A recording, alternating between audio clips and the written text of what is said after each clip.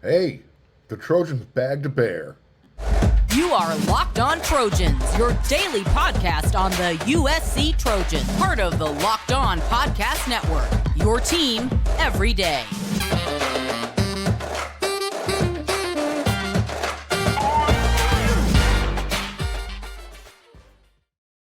Fight on, everyone. I'm your host, Mark Holkin, and thank you for making Locked On USC your first listen every day.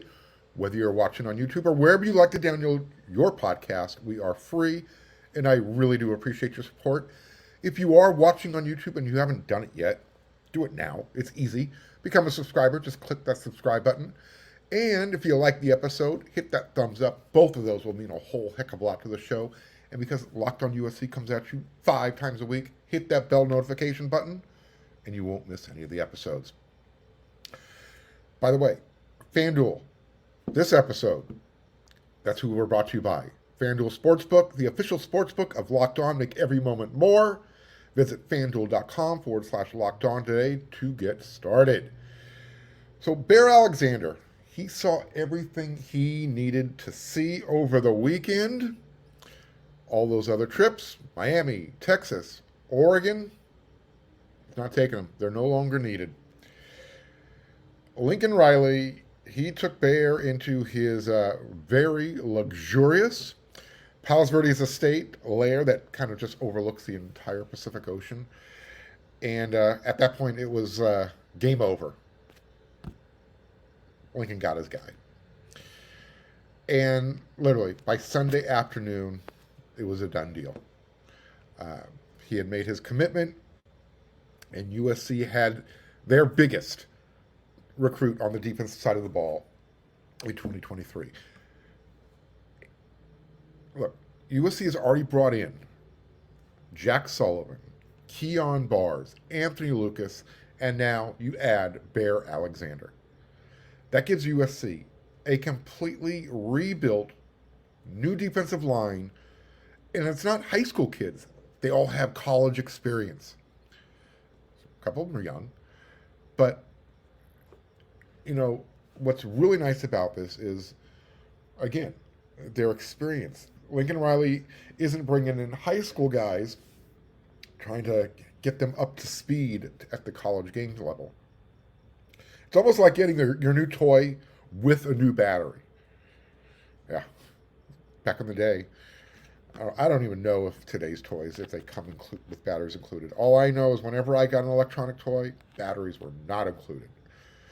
So Lincoln Riley is getting everything he needs to make 2023 a very special season. We know what they're capable of on offense.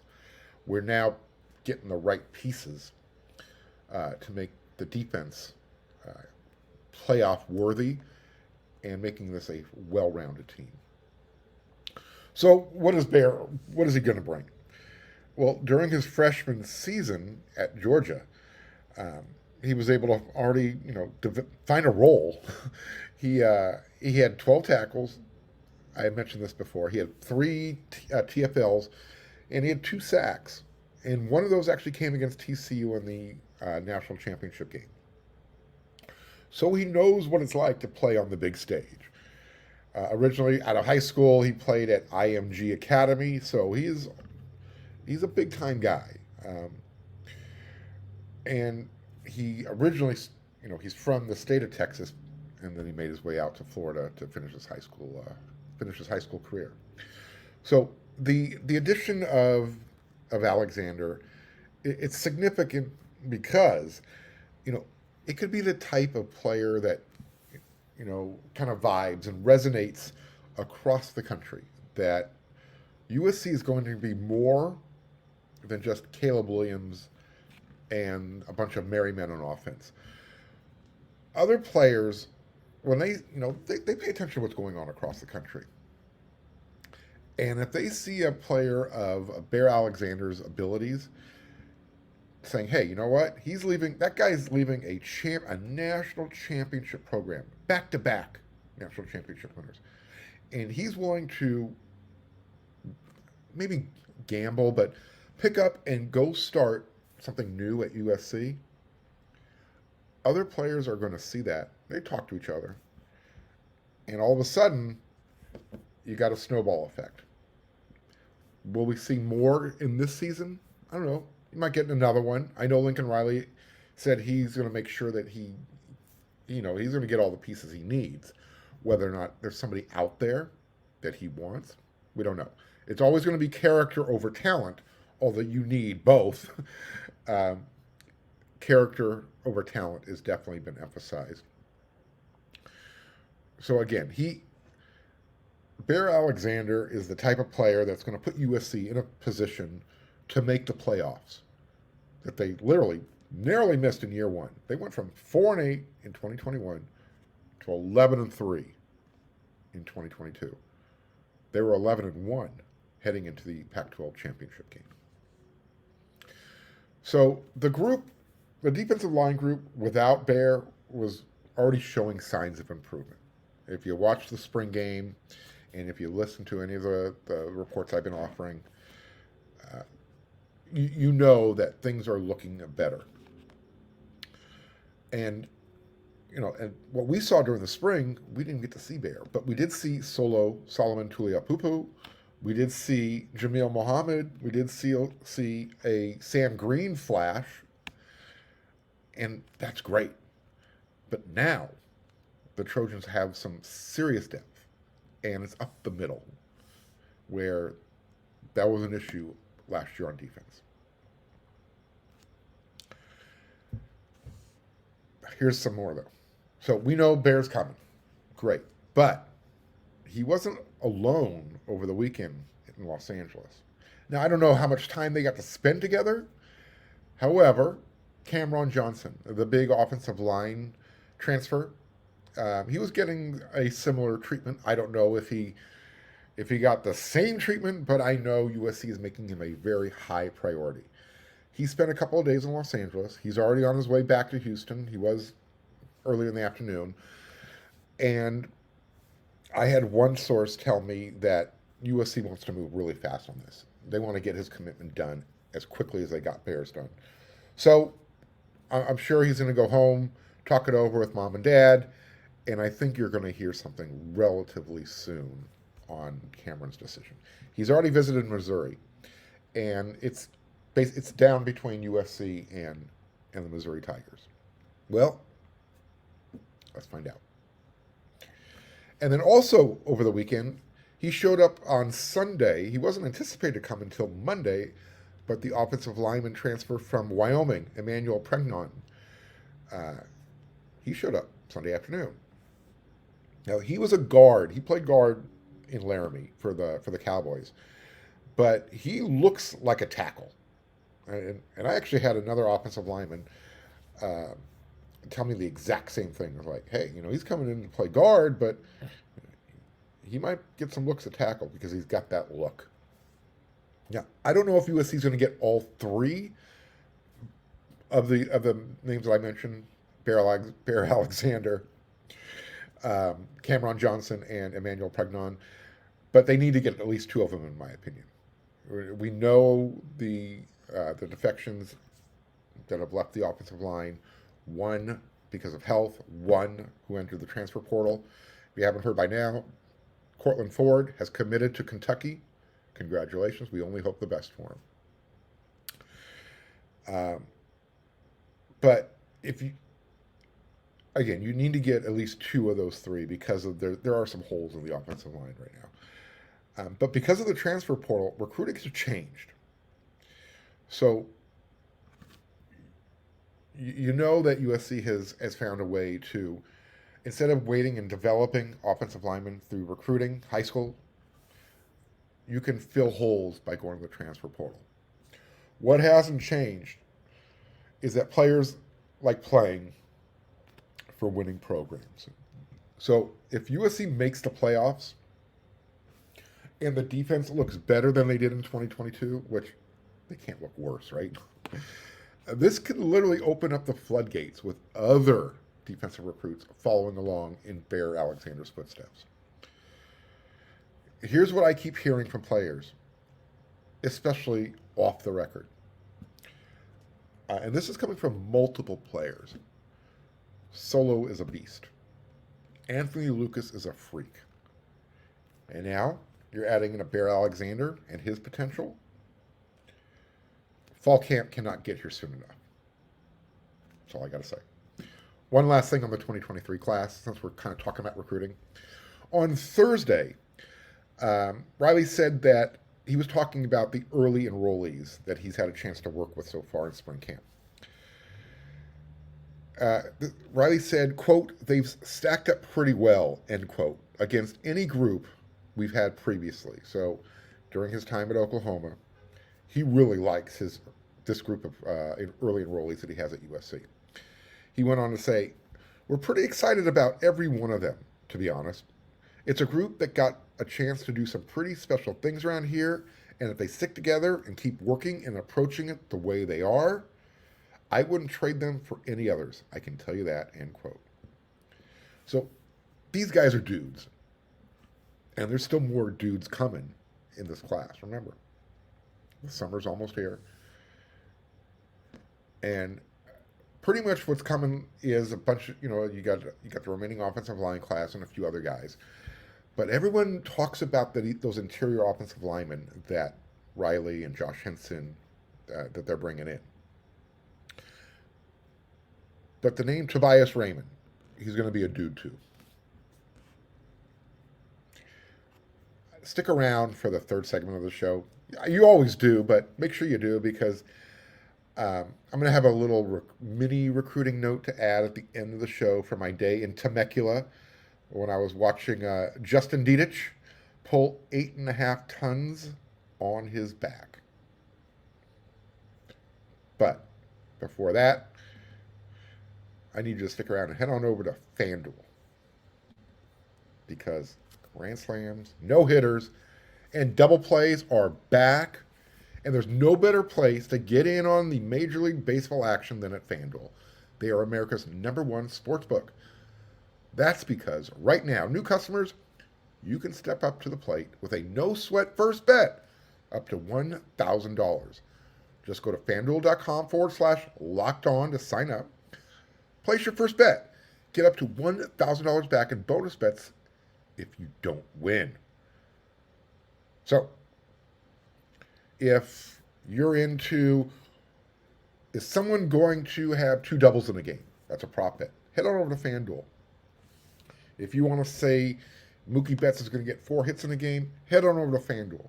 I'm a Dodger fan. I'll be a bigger Dodger fan when they get rid of Dave Roberts. But FanDuel is going to be a fan of yours. So don't miss your chance to get a no-sweat first bet up to $1,000 when you join FanDuel today. Just go to FanDuel.com/locked-on to sign up. FanDuel, an official partner of Major League Baseball. All right. I don't know if you're aware of this, but I'm going to remind you. The NFL draft is coming up really soon, and a Locked On NFL mock draft special is here, and it's bigger than ever. Follow along all 32 teams' first pick in a 6-episode ultimate mock draft experience, only available on Locked On Can Deliver. All episodes are available now on Locked On NFL Draft, on YouTube, or wherever you like to listen to your podcast. So last week I did the defensive group breakdown, broke it down group by group. This week we're going to talk offense. And look, I'm going to start with the easiest position group. Got to start with the Heisman winner. He's earned it. Caleb Williams and the quarterbacks. Big Red Truck is also known as a fire engine. Well, Caleb Williams is going to be this year's starter, just like he was last year's starter. And Miller Moss is the backup. Period. End of story. There's no debate. You can have the competition go on as long as you want. It's not going to change the fact that Caleb Williams is USC's starting quarterback. And we're going to see how much more relaxed true freshman Malachi Nelson is when fall camp begins July 27th.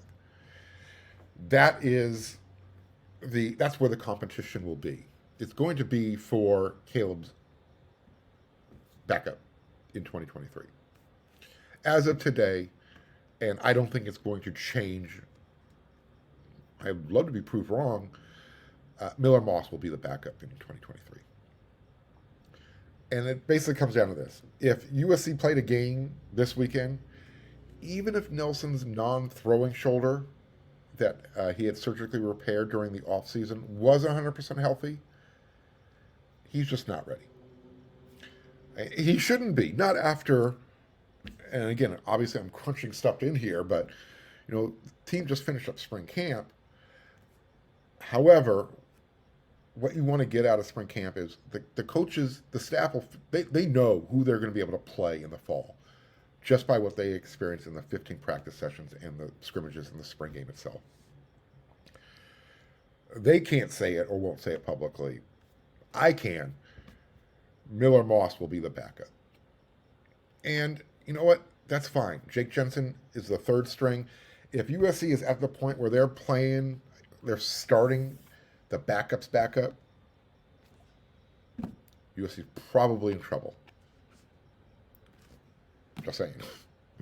Those aren't the words you want to hear. USC is starting their third string quarterback. Look, hopefully Nelson's going to get the opportunity to enjoy the best of both worlds in his freshman campaign. Because the NCAA rules, they allow players, they can play up to 4 games during the season, and they won't burn their red shirt. They can play game 1, they can play in game 6, they can play in game 12. It doesn't matter when. They can play in 4 games. So if Lincoln Riley's offense and the team itself performs up to everyone's expectations, I'm using finger quotes because I hate using the word expectation, then both Miller Moss and Malachi Nelson should get some reps during the season.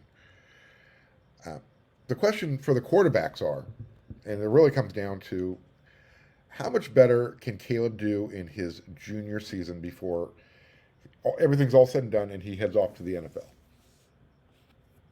We've heard him talk that he wants to try and put up better numbers than what he put up in 2022. As a reminder, he completed 333 passes on 500 pass attempts. That's a 66.6 completion percentage. He threw for 4,537 yards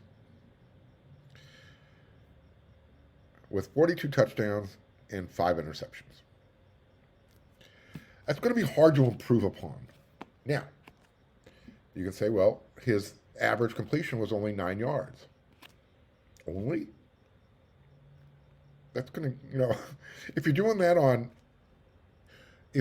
that, chances are you're converting and you're keeping drives alive. Now, would Caleb like to do better going downfield? Absolutely. I think that's probably the next progression in his game, is looking to throw downfield a little bit more. But here's what if he does put up just similar numbers and just takes, again, that natural progression that, young men go through in their sport. I'm not just talking, the physical maturity. I'm talking between the ears as well. And Caleb is a very intelligent young man. USC is going to have a very special season, as long as he stays healthy. So then the question becomes, can USC win a championship with Miller Moss if he is thrust into the position to play quarterback for a couple games? I'm knocking on wood because we just want everyone to be healthy. However, football's a violent sport. We saw Caleb went down with a hamstring injury at the end of the year. In the event that Miller is put in a position where he needs to step up, I know he has the confidence. You listen to him talk, you know that the bright lights aren't going to faze him. I know Lincoln Riley has the confidence in him, and I know his teammates do. They have all expressed that when they had the opportunity. So I guess what everyone needs then, or wants to see, myself included, is Miller playing some meaningful minutes during the season. And look, any playing time is going to be beneficial for Miller. But how about, like I mentioned a second ago, how about when there's no other option? When Riley is forced into it? Look, Miller is one of the smartest guys on the team. I know you're not. He knows the offense. He knows how to read a defense. Just to put Miller's intellect into perspective, he's graduating in May. He's going to have his bachelor's degree in 2.5 years. And he's going to be working towards his master's this season. Next year is when the competition will open up again in the quarterback room. Caleb will be off to the NFL. He'll be the number one draft pick. And then Miller will have the opportunity to compete for the starting job in 2024. As far as this year, Caleb and Miller, they're two distinctly different quarterbacks. Still, Miller can use his legs. If the opportunity presents itself, he showed during the spring game, hey, give me an opening, take away my receivers, I'll hurt you with my legs. He'll move the chains. That's what you're going to get with the quarterback. There is Caleb Williams, and there's going to be a drop-off. But there's a drop-off from Caleb Williams to any quarterback in the country. But this is the luxury that USC has. When they drop down to Miller Moss, you're still getting one of the top quarterbacks in the country that pretty much he gets started almost any program in the country. Rich people problems. Speaking of, I spent my Sunday afternoon in Temecula, California. Temecula is where a lot of people like to go and enjoy wine tours, the wineries. Great area, Inland Empire of Southern California. I wasn't down there for that. I spent my Sunday afternoon watching Justin Dedich pay it forward. He played his high school ball at Chaparral High School, the Chaparral Pumas, and he was hosting a charity car wash event where the proceeds were going to help his former high school raise some funds for the season. And what Justin was doing down there was dragging 8.5 tons on his back. Dedich, look, he was an high school Army All-American in high school. And he is one of the cornerstones of this year's O-line. He's been one of the cornerstones since he got to USC 6 seasons ago. As I mentioned, this is Justin giving back to the community. And he actually brought along one of his freshman proteges, Elijah Paige. They were out at the Temecula GMC dealership, signing autographs. They were the high school was doing the car wash, and one of the local radio stations was out there, 103.5. And again, I believe they had I don't believe, I know it was signed by everyone on the team, a Trojan team helmet. Justin had his NIL stuff going on out there. Just a good time by all. But for me, obviously, the highlight was watching Justin strap a GMC pickup truck that had a trailer attached to it. And I believe they said everything was combined, 17,000 pounds. Well, do the math. That's 8.5 tons. And he was pulling it uphill. I think it was about a 25-yard haul. I put it up on my Twitter, so go check it out. And it's a pretty cool thing. So watching Justin do that and watching one of the new freshman offensive linemen on hand, that made an impression. And you know who else got to see it? I told you at the beginning of the show to stick around. USC is recruiting DeAndre Carter, offensive lineman at Modern Day High School. Well, he just happens to live in the area. So he drives back and forth about an hour each way from Temecula to Modern Day High School. I have to imagine that he was pretty impressed seeing a couple of USC Trojans out there doing this. Does that enhance USC's chances? Who knows? Like I said, it was a solid moment. It was a good day to be a Trojan in Temecula. Justin Dedich is strong.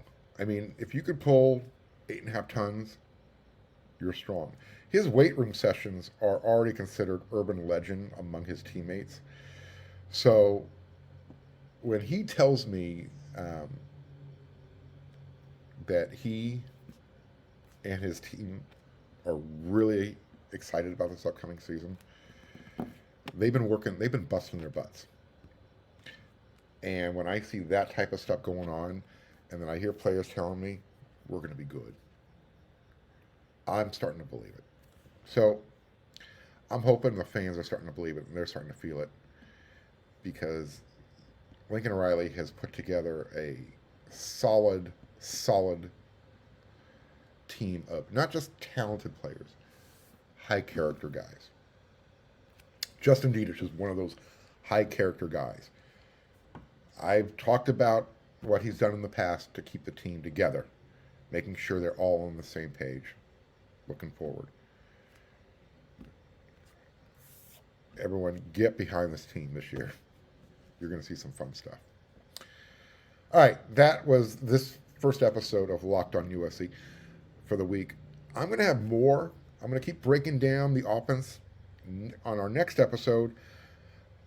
I'm probably going to just go with the running backs and just work our way up. So we did the quarterbacks, do the running backs on our next episode, offensive line, wide receivers, tight ends. I got you covered all week on Locked on USC. When you're done making Locked on USC your first listen every day, I need you to head on over to wearesc.com. We've got a subscription special going. Sign up, $29.99 for the season. And we're going into prime recruiting season right now. The coaches are going to be on the road, and if what I don't bring you here, you're going to hear about it over there. So, until then, everyone, you know what to do, right?